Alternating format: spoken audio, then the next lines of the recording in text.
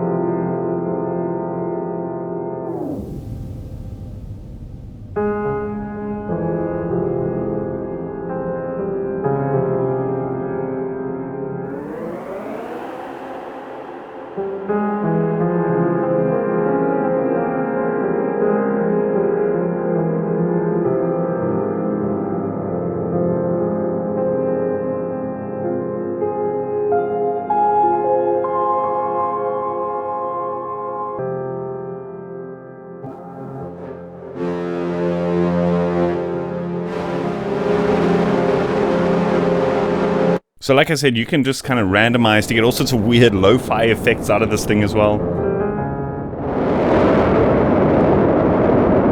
You can also lock particular knobs so that they aren't affected by the randomization.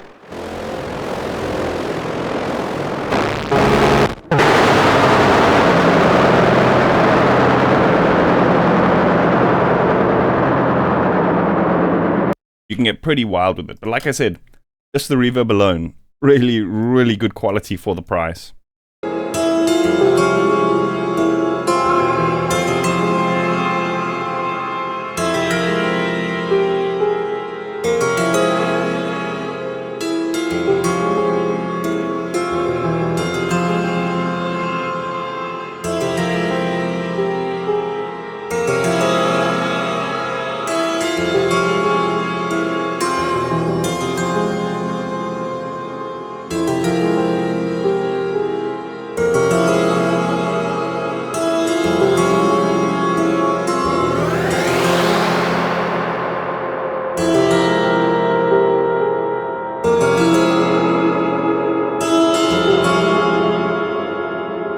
Okay, so that is Reach by a company called Sinus Labs.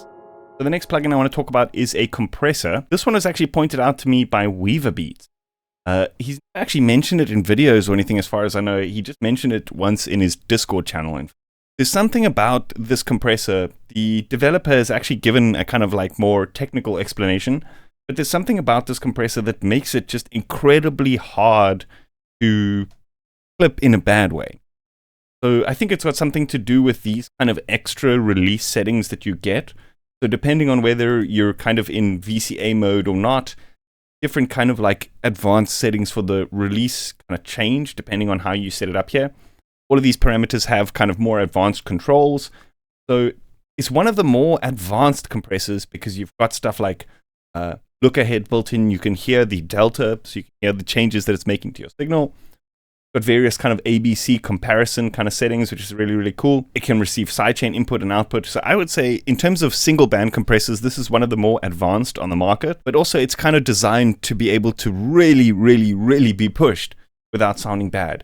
So you can get some really interesting kind of, I don't want to say distortion, but some really pumping kind of drum compression effects by just tweaking around with this. And I found like you can really, really push it to the maximum. It's true. You can push it to the maximum without kind of too much distortion happening. So let's just play around a little bit with Furcomp 2. I think John V Audio or something like that.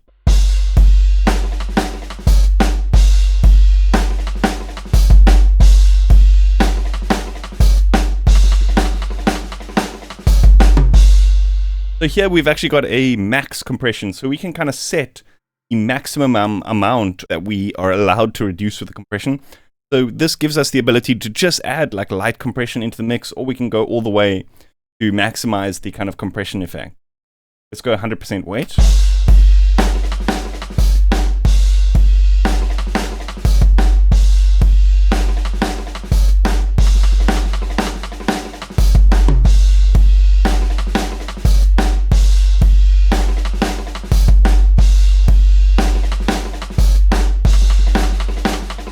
It actually sounds good when you push it beyond what like you would generally push compressors.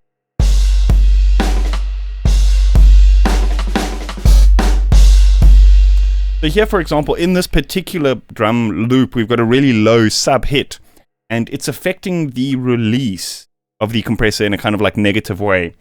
So we have this sidechain high pass that's kind of built in here. So this, when you don't have a sidechain input, this affects the bus that's being sent to the threshold. So what you can do is you can actually remove the subs, but it's not actually removing the subs from the signal. It's just removing the subs from what's affecting the threshold. So if you've got these kind of loops that have this very like low subby tone, you can use something like the SC high pass to kind of like even out the amount of compression so it's not so pumpy when that sub hit happens.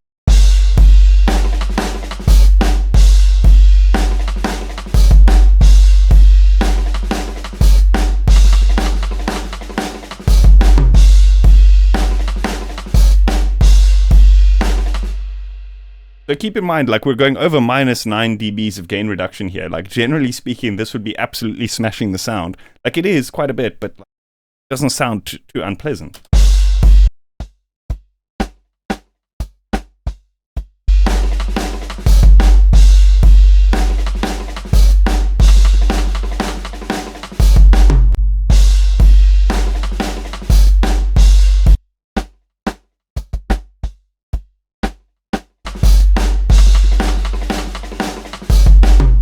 So using the delta listen, we can actually hear what peaks we're removing from the signal.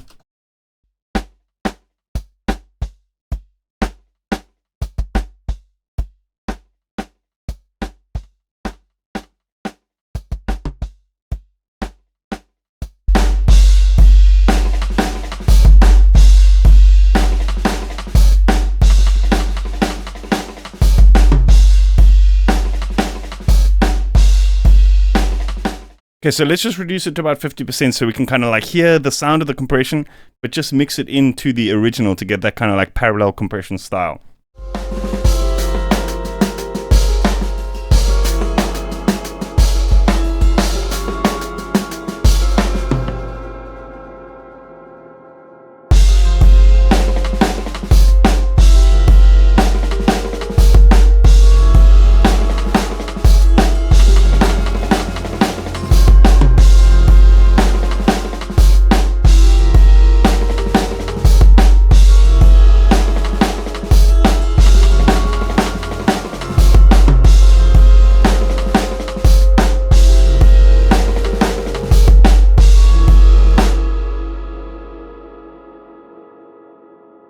Okay, so the next plugin that I want to talk about is free. It's called Melda M Saturator. So this plugin is free. You can actually purchase it, but I'm running it in free mode. The interesting thing about this plugin is, in fact, it's not about the saturator that's built in here, so to speak. It's about the other effect that's built in here. So if you notice here at the bottom, we've got this compander. And so what a compander is, it's the opposite of a compressor. It's when a signal goes above a certain threshold, it increases it rather than reduces it. So this compander in combination with the saturator while in clipping mode is basically like a reverse clipper. So what I mean by that is if you send it like a transient shaped input, it clips that input and then re-adds the transient with the compander. So if you just you can copy these settings. I actually kind of got this from another YouTuber called Josh Stuff. He mentioned this technique in one of his videos. So this is actually really, really cool, where you can basically send it a signal, it clips the signal, but then kind of revitalizes the transient of the clip. So what we can do here is, let's send it a signal that's going out from the kilohertz transient shaper. So what I want to do with this is basically like just send it a crazy attack. And then what we're going to do is we're going to use this saturator to basically clip the attack, but then add it in again afterwards so that you kind of get the sound of the distortion, but you don't lose that dynamics.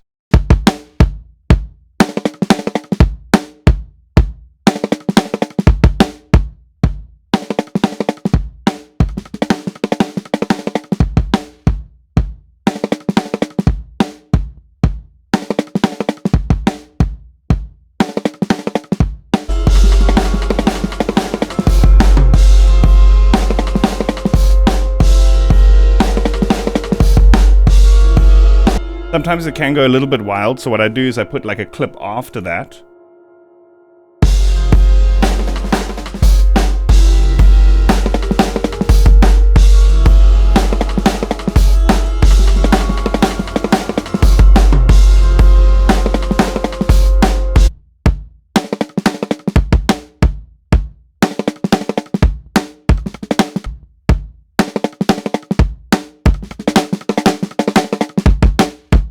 So basically the way I like to think of it is like it accentuates any kind of transient shaping that you're doing. So notice here when we change the speed, you can really hear that difference in the snare.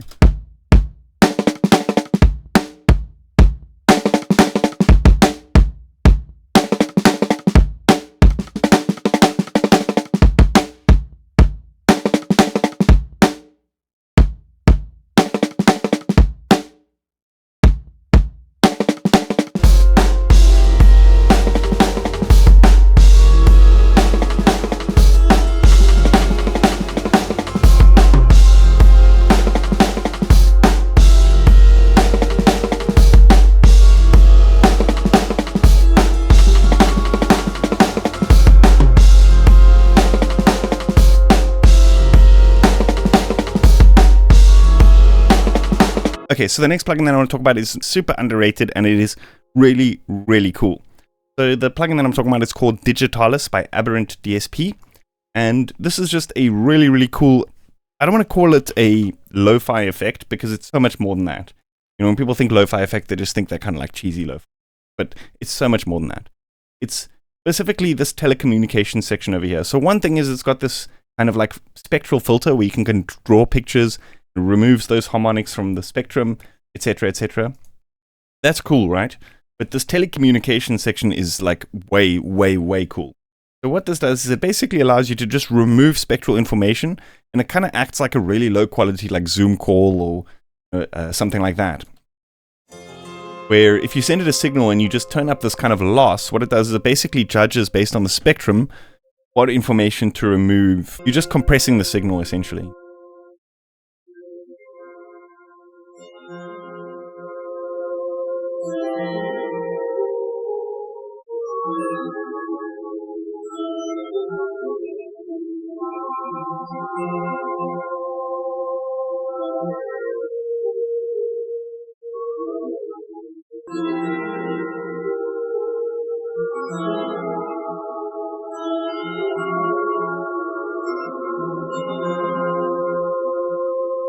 Like I said, it's got so much more, like it's got these kind of like glitch effects built in here as well.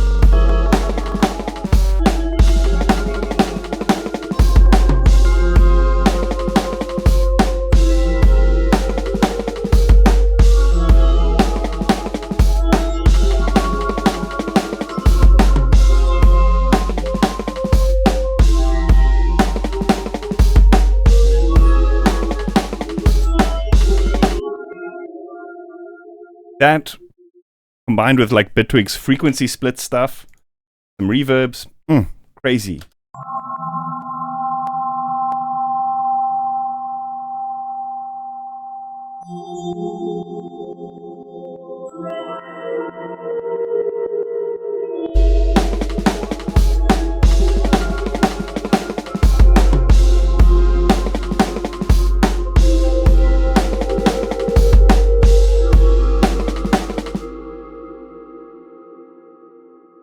Okay, so the last plugin that I want to talk about today is called Bertom's EQ Curve Analyzer.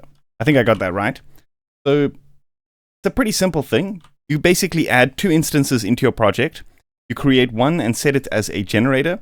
I don't think Digitalis is going to work too well, to be honest with you. What we're going to do is we're just going to put in a filter over here, just for quick and easy kind of like explanation.